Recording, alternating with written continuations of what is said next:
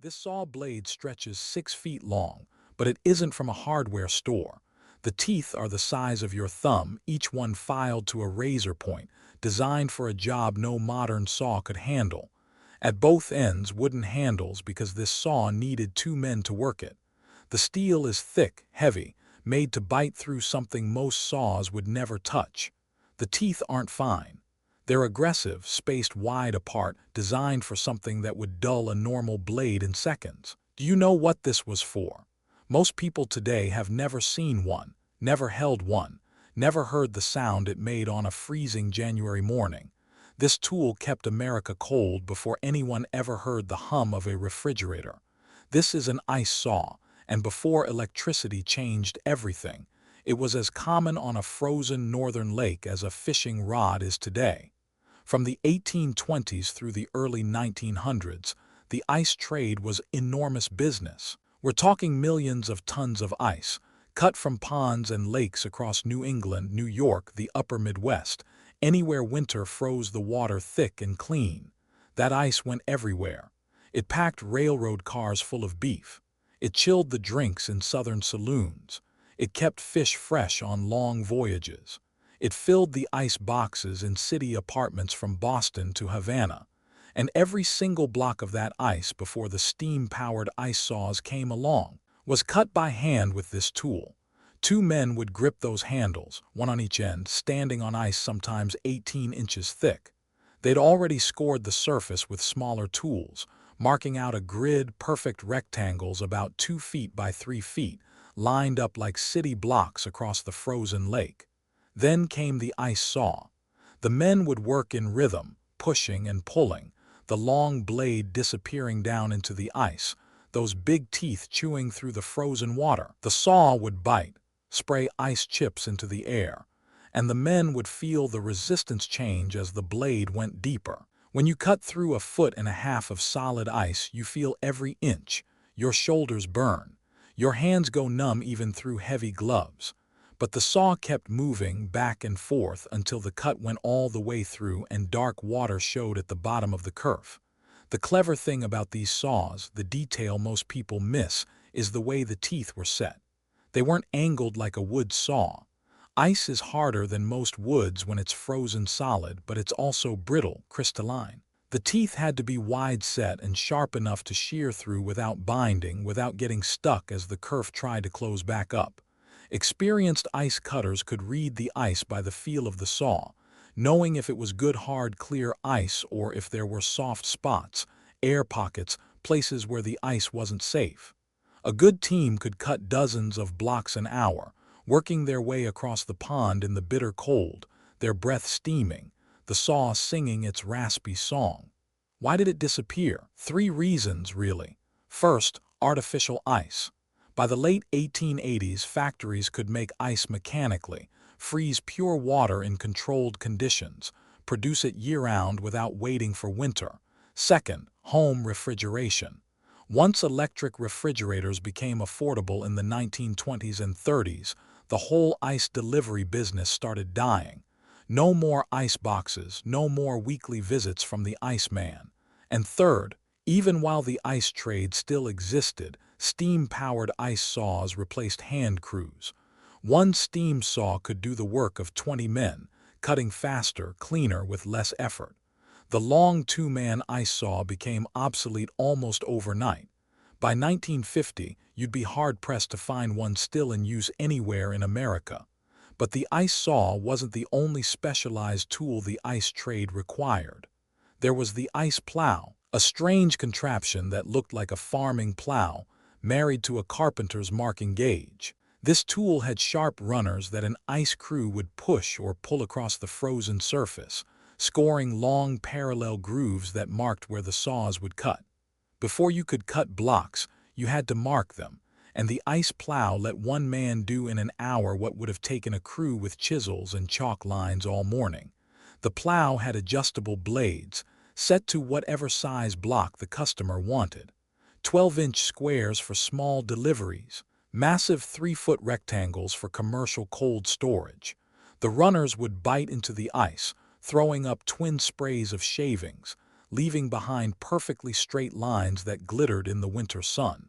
The ice plow vanished for the same reason the ice saw did. When the trade died, the tools died with it.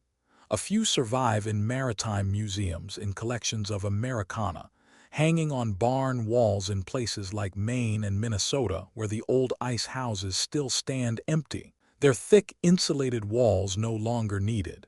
Then there were the ice tongs, and these you might actually recognize if you've seen old photographs of ice delivery men. Heavy iron tongs with sharp pointed tips that would grip a block of ice so a man could carry it. But I'm not talking about the small tongs for household blocks. I mean the massive warehouse tongs, 3 feet long, built to lift 200-pound blocks out of the water. These had long handles for leverage and tips that would bite deep into the ice and hold fast. A good iceman could swing a block up onto his shoulder using these tongs, balance it against his leather pad, and carry it up 3 flights of tenement stairs without dropping it. The trick was in the grip. Squeeze the handles together and the tips would dig in harder. The more the ice weighed, the tighter the tongs held. Did your grandfather have one of these in his shed? Tell me below. There was also the ice chisel, a tool that looked like an oversized cold chisel welded to a 6-foot pole. This wasn't for cutting blocks. This was for the detail work, for squaring off a corner that the saw cut rough, for breaking a block free when it stuck in the kerf, for chopping through the last bit of ice that held a block to the main sheet. The chisel had to be tough, sharpened to a brutal edge, able to take the punishment of being driven through ice all day long. Ice cutters would stand at the edge of a fresh-cut block, raise that long chisel overhead, and drive it down with both hands, shattering the last connection, sending the block floating free in its rectangular slot. And what about the ice hook? This was simpler, more elegant. A wooden handle 3 or 4 feet long with a wicked curved steel hook at the end. Once the blocks were cut and floating, someone had to guide them toward the loading chute, herd them like frozen cattle across the open water between the ice sheet and the shore. The ice hook was for that. You'd lean out, snag a block with that hook, pull it toward you, push it toward the next man in line. In a big operation, there'd be a whole chain of men with ice hooks, moving blocks from the cutting area to the storage house in a smooth, continuous flow. The ice grapple was the industrial version, used in the big ice houses where blocks came up a conveyor or a ramp. This was a set of heavy tongs on a pulley system, suspended from the rafters. A worker would position the grapple over a block, drop it, let those serrated jaws close, then haul the block up and swing it over to the stacking area. Ice houses were marvels of engineering, packed with sawdust insulation, designed to keep ice frozen well into summer. The grapple let one man do the work of 3, moving tons of ice a day without breaking his back. There was even a specialized tool called an ice marker, a simple wooden frame with adjustable pegs that ice cutters would use to mark the first few blocks perfectly square. Get those first blocks right, and the whole grid would line up. Get them wrong and you'd be fighting crooked cuts all day. The marker was nothing fancy, just pine boards and iron pegs, but it saved hours of frustration. All of these tools, every single one, disappeared within a generation. The men who knew how to use them, who spent their winters on frozen lakes, who could read ice like a farmer reads soil, they're gone now too. The ice houses stand empty, their insulation rotting, their loading chutes collapsed. The ponds where crews once worked from dawn to dusk, cutting 20 tons a day, those ponds are quiet now, just places for skating and fishing. What's strange is how recent this all was. There are people still alive whose fathers cut ice for a living. There are barns in New Hampshire where you can still find an old ice saw hanging on the wall, the wood handles worn smooth by calloused hands, the blade rusted but still showing those big aggressive teeth. The tools were built to last. It was the world that changed.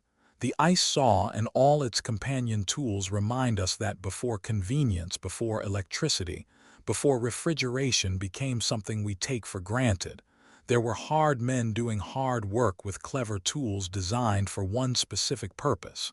They didn't complain about the cold. They didn't wonder if there was an easier way. They picked up that saw, gripped those handles, and cut the ice America needed to survive. And when we open our freezers today, when we drop ice cubes into a glass without thinking, we've forgotten the men and the tools that made it all possible. If you guessed it before the reveal, you know your history. Subscribe, a forgotten tool rediscovered every day.